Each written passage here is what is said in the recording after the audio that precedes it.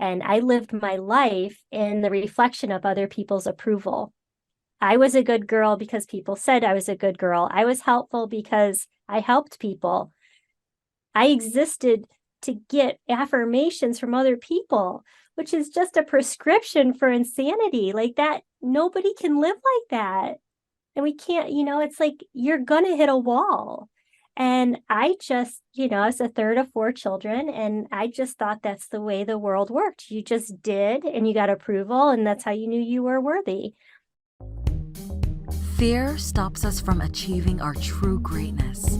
Are you a professional woman who is feeling stuck, unmotivated, or burned out? Are you worried about your wellness? Are you letting fear stop you from crushing your goals? If you answered yes to any or all of these, then this is the podcast for you. Dr. Charmaine Gregory, night shift emergency physician, burnout thriver, and wellness champion, along with everyday heroes just like you, will explore how to face fear in our lives and emerge victoriously. Hey, thanks for checking out this episode. Be sure to click the subscribe button and the notification bell so that you get notified when the next video comes out. It only takes 2 seconds to make 2 clicks. So let's do it. Let's get back to the video. Hello, Fearless Freedom fam. This is Dr. G, and we are back for another exciting episode of the Fearless Freedom with Dr. G podcast.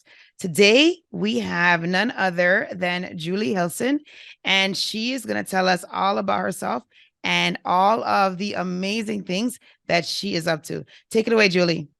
Hello, and I'm so grateful to be here with you, Dr. G. It's a pleasure, and connecting with your audience is just a joy. So thanks for having me, and I'm really happy to reach out to you in Guam. I'm here in the States in Georgia, in South Georgia. Cool. So tell us what you're into. Like, how did you get into that and all that good stuff? Spill all Oh my the tea. goodness. Yeah. Well, I've always been a spiritual person. I've always been really connected to nature, and I had lived my life the first 35 years just checking off the boxes, right? Like you're supposed to go to school, get good grades, go to college, get your degree, and I did all those things. I got married. I found a wonderful man. We had 2 kids. And, I just felt like I was living as a zombie, and I felt like I was living for everyone else. And I started questioning, and I started going through this awakening where I was like, things aren't what people tell me. And I don't have to accept. I don't have to accept the narrative. And I don't have to show up in the way I'm expected. I can show up how I want to show up. And it was very liberating.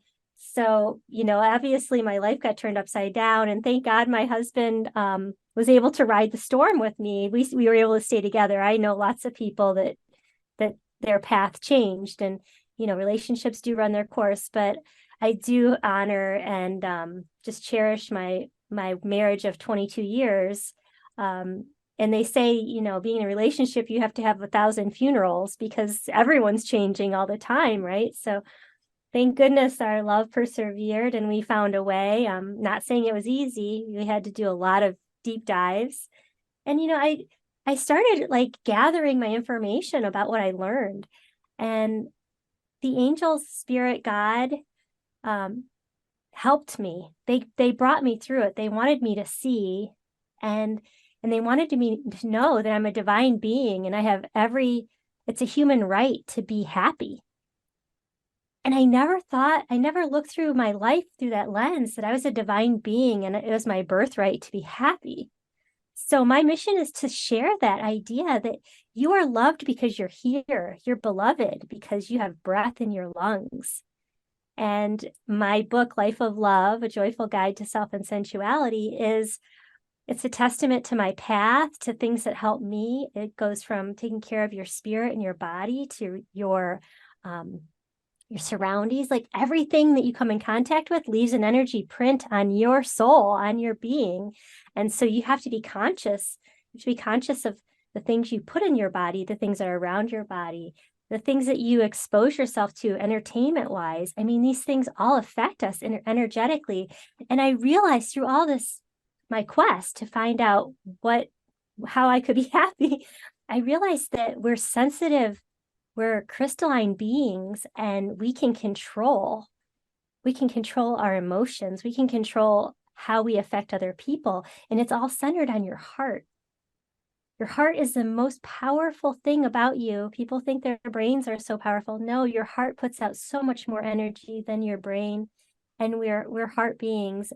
And whoever started talking about the brain and telling us the brain was so important, it is important. We need to survive, and we need to have, fear at some point to, to keep our life, But our hearts are where the goo is at. The heart is where your power is.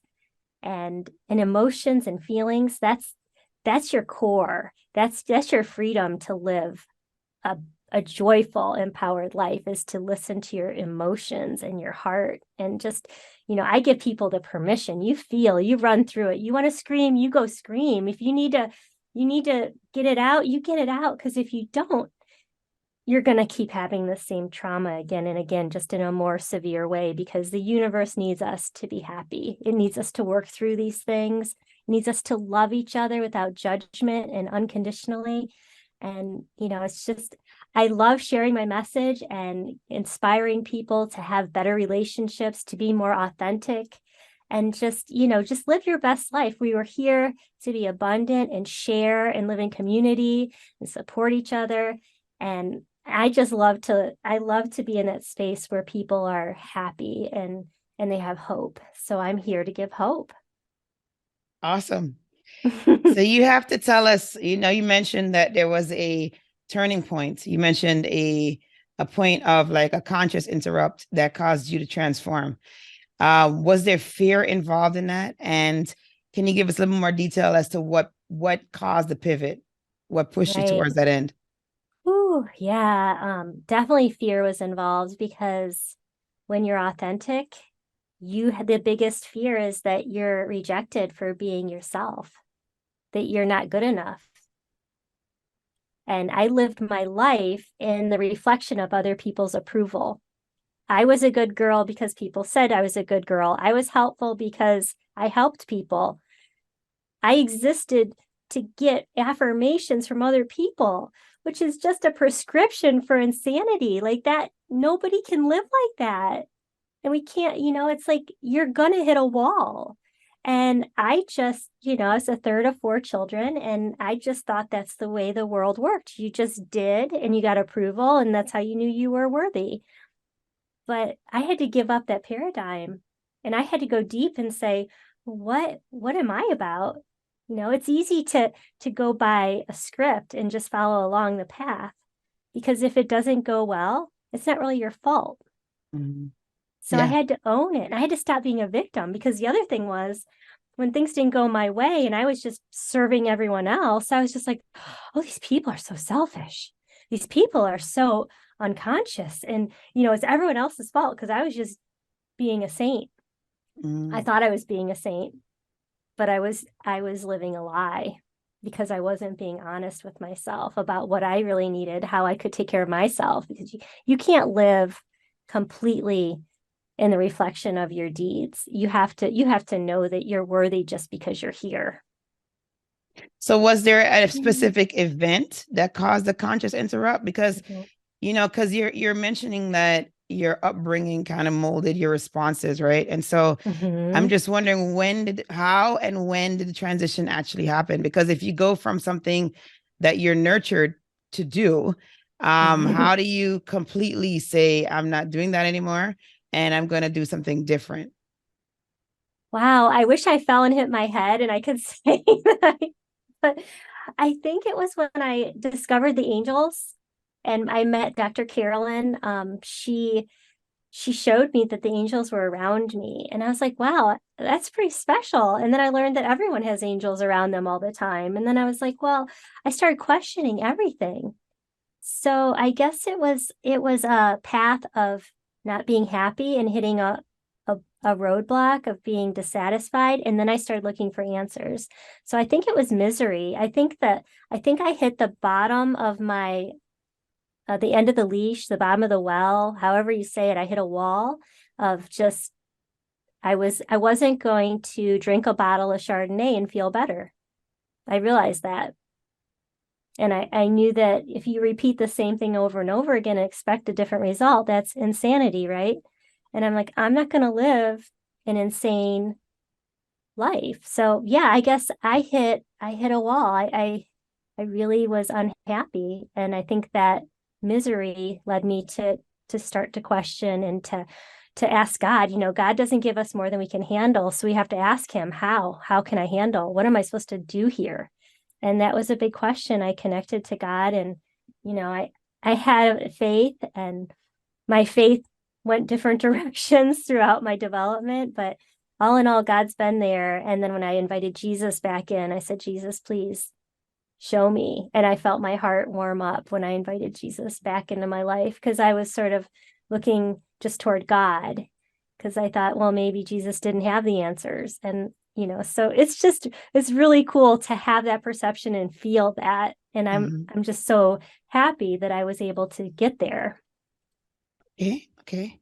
All right. Yeah, no, that's good, because I just wanted to kind of get to that, because because it just, you don't make a radical change just to make it. It usually is spurred by something, an event, or a situation or something. So that was very helpful for us to get some insight as to how you made that transition. So thank you for that. Hey, it's Dr. G, and I just wanted to take a quick moment to thank you for listening to this episode. I'm so honored to have you here with me. Did you know that I can help you to get your own podcast started? With my podcasting launch course for professionals, I walk you through everything you need to know about starting a podcast. I'm with you every step of the way, from sign up to launching your show, with 5 episodes ready to go. There's a done for you version that's also available. If you would just rather just do recordings and leave the behind the scenes work up to us, then that one is definitely for you. But either way, we've got your back here at Fearless Freedom with Dr. G. Oh, if you already have a show and you need production services, we have monthly plans available for you. So check out the links in the episode show notes for more information. Let's get back to the show.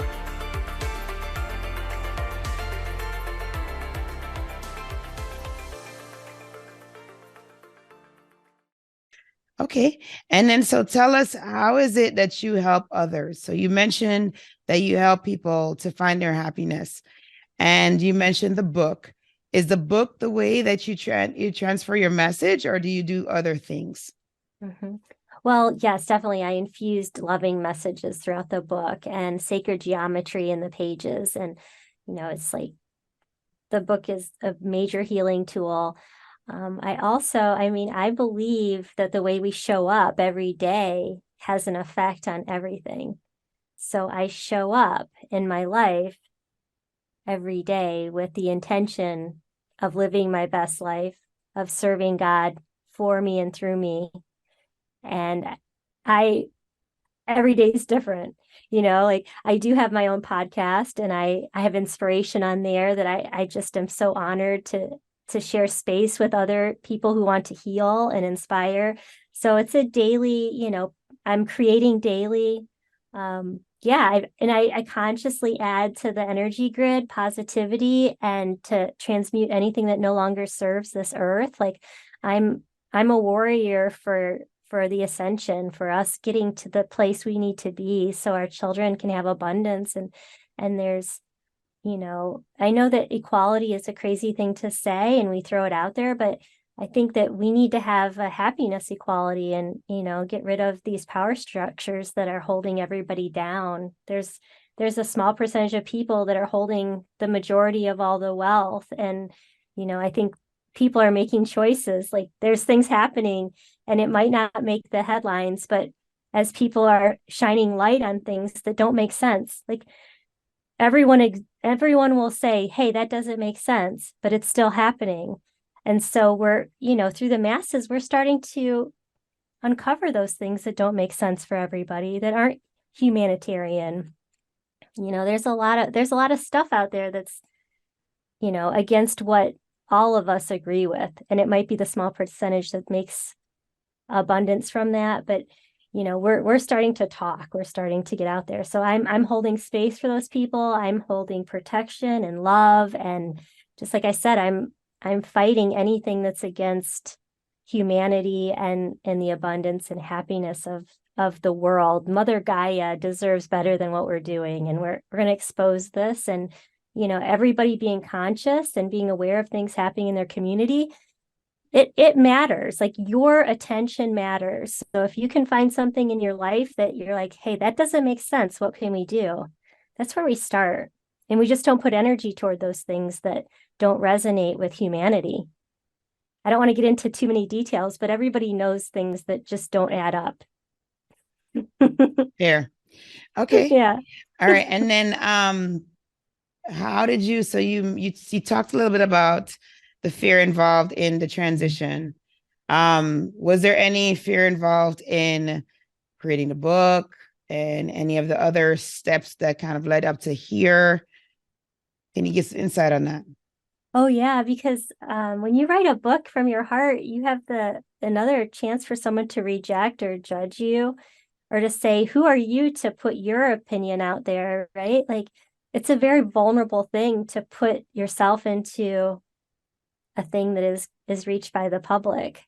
So that was, and even like, it has sensuality, has some sexuality in the book. It's not graphic, but I'm like, my parents are going to read this. What are they going to say? Like, I'm still a good girl, right? Like, so I don't want to upset anybody, but I think that some of the concepts might be sort of new to people. I question, why do we have white wedding gowns? That just sets us up. We need to be loving. We need to be free to express our love. So I question things, and I it's all from a place of love, but I'm going against the grain in some of these things, and it's a risk, but I just have my mission is to just go ahead and activate people to look at themselves and things that they believe in, that they might not even know that they believe in these things or why they believe in things. It's just always been that way. So, for us to make changes, we have to re-examine the structures that have gotten us here.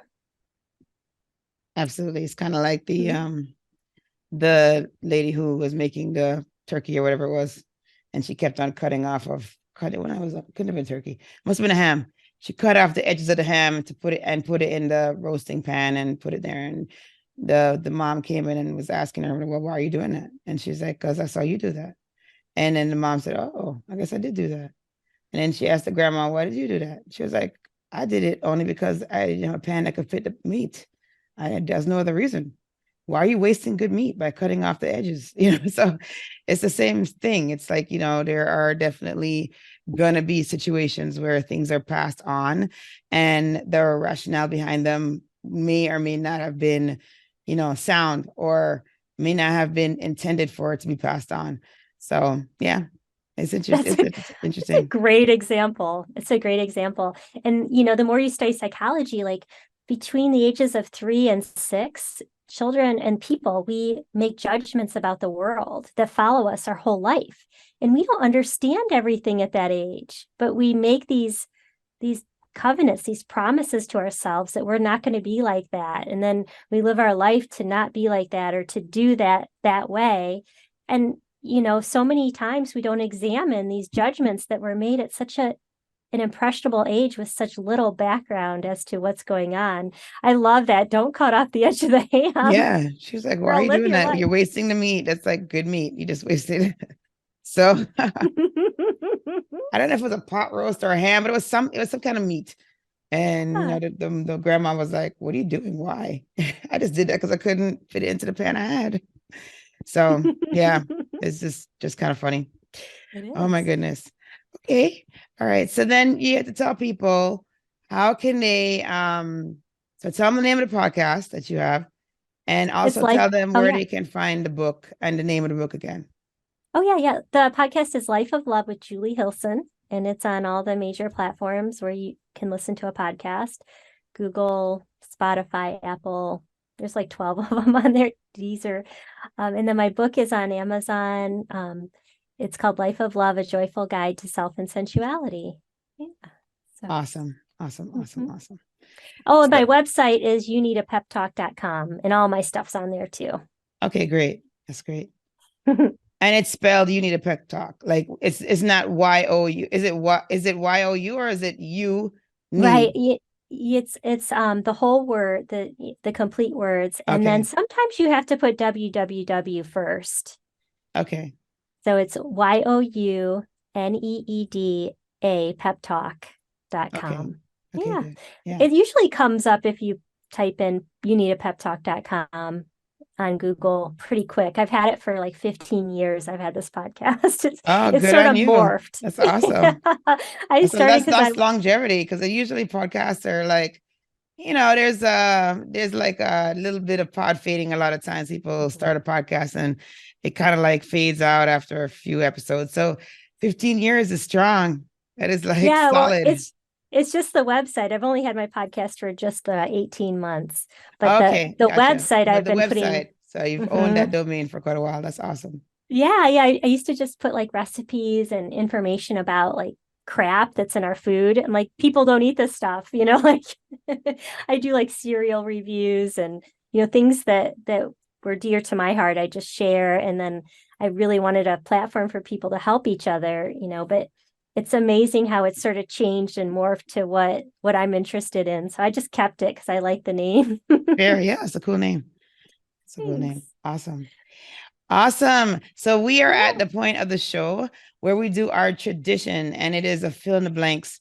Are you ready, Julie? I am. Okay, awesome. Awesome. All right, here we go. The first one is if I am fearless, I will. Be 100% authentic. Awesome. Awesome. The next one is to me, fearless freedom means. No hesitation. Okay. All right. And then the last, but definitely not least, is my battle cry is Love, love, love, love. awesome. Awesome. Awesome. Awesome. Awesome. Thank you. Thank you. Thank you. Thank you for Mm. spending time with us and sharing your story and all of the things that you're doing with the tribe. We really appreciate it. And we look Mm. forward to seeing great things from you. Oh, stay fearless, my friend. Yes, yes, we will. We will for sure, for sure. All Take right, care. awesome. Thank you so much. Thank you. That was a pleasure. Thank you for joining me on this episode of Fearless Freedom with Dr. G. Again, I'm Dr. G. And if you like this episode, be sure to subscribe so that you can get notified of when the next episode is going to be. And also, I'll catch you next time. Have a great one. Be strong, be brave, and unleash your greatness.